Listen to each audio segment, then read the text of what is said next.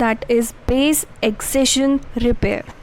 सो जब भी आपका डीएनए डैमेज हो जाता है due to several reasons, like mutation की वजह से कोई चेंज आ गया, या फिर if your DNA is expose to any radiation, ठीक है, या फिर कोई केमिकल के एक्सपोजर में आ गया, तो उससे डीएनए डैमेज हो जाता है. तो उस डीएनए डैमेज को फिक्स करने के लिए we have different methods like DNA proof reading and other repair mechanisms.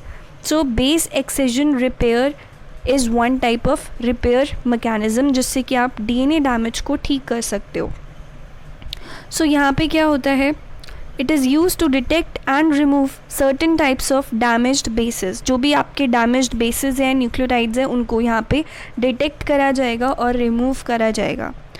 So there is a group of enzyme which is known as the glycosylases, जिसका यहाँ पे काफ़ी इम्पॉर्टेंट रोल है.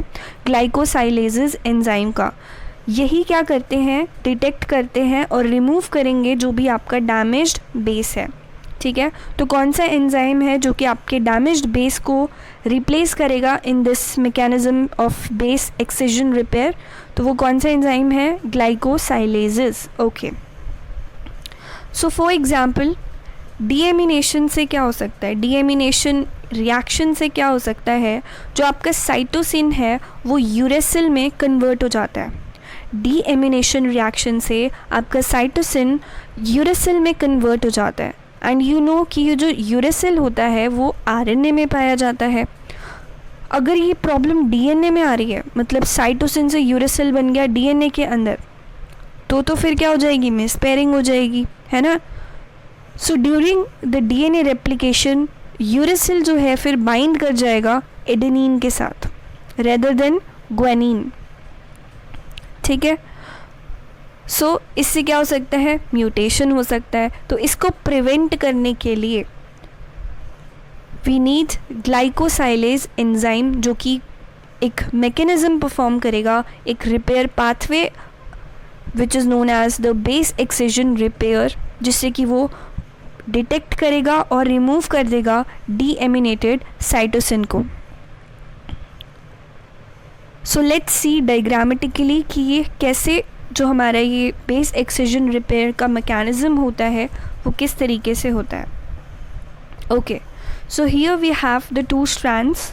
The upper strand is the newly synthesized DNA, और जो आपका lower strand होता है, this blue one is your template strand, यानी कि जो पेरेंट स्ट्रैंड है. ओके, सो डीएमिनेशन से क्या होता है, deamination reaction converts cytosine into uracil. Cytosine किस में कन्वर्ट हो गया, यूरासिल में. ये देखो यहाँ पे साइटोसिन था पहले, बट डीएमिनेशन से ये जो साइटोसिन है that got converted into uracil. और हमें पता है कि ग्वानिन जो होता है वो साइटोसिन से कनेक्टेड होता है, नॉट विद द यूरासिल. ठीक है, तो जब डीएमिनेशन रिएक्शन से ऐसा हो गया कि भाई साइटोसिन से जो है यूरासिल कन्वर्ट हो गया, तो अब यूरासिल क्या करेगा, ग्वानिन के साथ बाइंड करेगा, विच इज़ अ मिसपेयर्ड. ठीक है, वो क्या है, मिसपेयर्ड है. नाउ अब यूरेसिल को डिटेक्ट करा जाएगा, यूरेसिल इज़ डिटेक्टेड एंड उसको रिमूव करा दिया जाता है. ठीक है, यूरेसिल यहाँ पे था, उसको रिमूव करा दिया, जिससे कि वहाँ पे बेसलेस न्यूक्लियोटाइड, यानी कि वो बेसिकली हमने वहाँ से उसको उठा के बाहर फेंक दिया है यूरेसिल को, तो वो खाली जगह हो चुकी है, इसलिए उसको हम बेसलेस न्यूक्लियोटाइड बोल रहे हैं. खाली स्पेस हो गया ना वहाँ पे.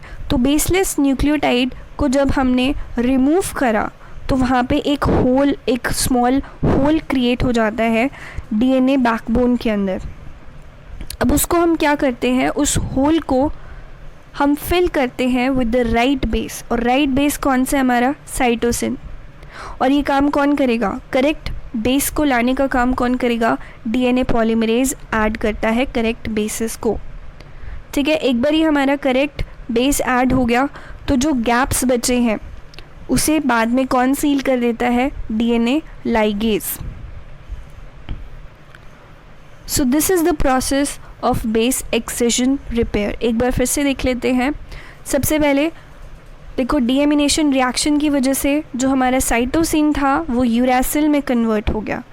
राइट, यूरेसिल में कन्वर्ट हो गया, तो आपका यूरेसिल जो है वो ग्वेनिन के साथ बाइंड होगा, विच इज़ रॉन्ग पेयरिंग, क्योंकि करेक्ट पेयर क्या होता है कि ग्वेनिन साइटोसिन के साथ अटैच होता है। तो अब इस गलत पेयर को, इस गलत बेस यूरेसिल को हम रिमूव कर देते हैं इस मैकेनिज़्म के अंदर।